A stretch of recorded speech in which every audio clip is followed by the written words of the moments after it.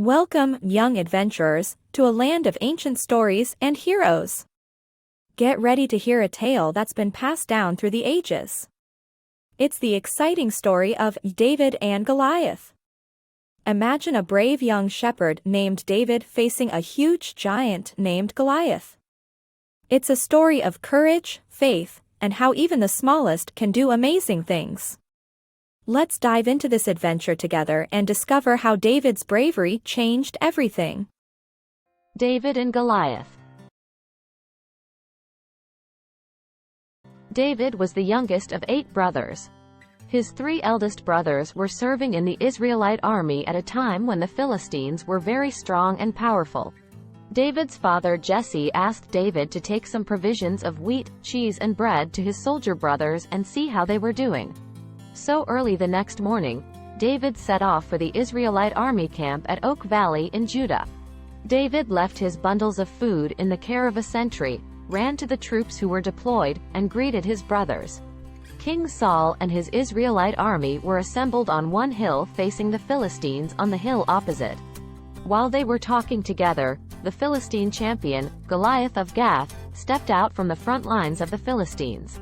This giant was nearly 10 feet tall. He had a bronze helmet on his head and was dressed in armor 126 pounds, 57 kilograms, of it.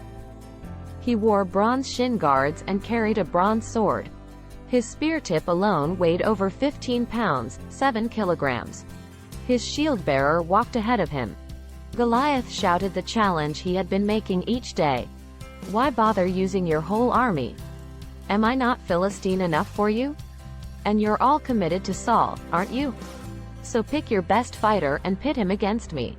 If he gets the upper hand and kills me, the Philistines will all become your slaves. But if I get the upper hand and kill him, you'll all become our slaves and serve us. I challenge the troops of Israel this day. Give me a man. Let us fight it out together." The Israelite army looked at Goliath in fear. The talk among the troops was, "Have you ever seen anything like this? This man openly and defiantly challenging Israel?" King Saul had offered a huge reward, and his daughter as a bride, for anyone willing to fight Goliath, but there were no volunteers. "Who does Goliath think he is?" David asked his brothers. "This Philistine is taunting the armies of God. I'll fight him." They were dismissive of their youngest brother. "Why aren't you tending our father's flock of sheep?" But news of David's willingness to fight reached King Saul, who sent for him. David trusted in God and told the king, "I'm ready to go and fight this Philistine." Saul answered, "You can't go and fight this Philistine. You're too young and inexperienced, and he's been at this fighting business before you were born. I've been a shepherd, tending sheep for my father. Whenever a lion or bear came and took a lamb from the flock, I'd go after it, knock it down, and rescue the lamb. If it turned on me, I'd grab it by the throat, wring its neck, and kill it," David protested. "And I'll do the same to this Philistine who is taunting the troops of God. God, who delivered me from the teeth of the lion and the claws of the bear, will deliver me from this Philistine." Saul said, "Go. And God help you." Then Saul kitted David as a soldier in armor. He put his bronze helmet on his head and belted his sword on him over the armor. David tried to walk, but he could hardly budge. David told Saul, "I can't even move with all this stuff on me. I'm not used to this." And he took it all off. In the meantime, Goliath the Philistine paced back and forth, his shield-bearer in front of him, taunting the Israelite army. David put his trust in God and set off to do battle. He took his shepherd's staff and sling with him. The same sling he used to hurl stones at wild animals that came near his father's sheep when he was looking after them.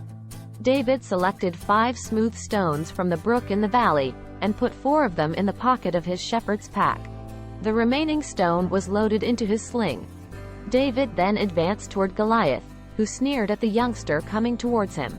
"Am I a dog that you come after me with a stick?" the giant shouted. And he cursed David in the name of his gods. "Come over here and I'll give your flesh to the birds and wild animals." David shouted back, "You fight me with sword and spear and battle axe. I fight you in the name of God and his armies whom you curse and mock." Today God will hand you over to me to kill and cut off your head. Then whole earth will know that there's an extraordinary God in Israel. And everyone gathered here will learn that God doesn't save by the sword or spear. This battle belongs to God." That roused the Philistine, who started toward David. David began to swirl his swing round and round, faster and faster. Then he released a stone toward Goliath. It hit the Philistine hard in the forehead, embedding the stone deeply. The Philistine crashed down in the dirt. That's how David beat the Philistine, with a sling and a stone. No sword for David. The young shepherd then took Goliath's heavy sword to cut off his head. When the Philistines saw that their great champion was dead, they scattered, running for their lives. The Israelite army were up on their feet, shouting in victory. They chased the Philistines all the way to the outskirts of Gath and the gates of Ekron. Wounded Philistines were strewn along the Shaaraim road. After chasing the Philistines, the Israelites came back and looted their camp. David returned to Jerusalem as a hero.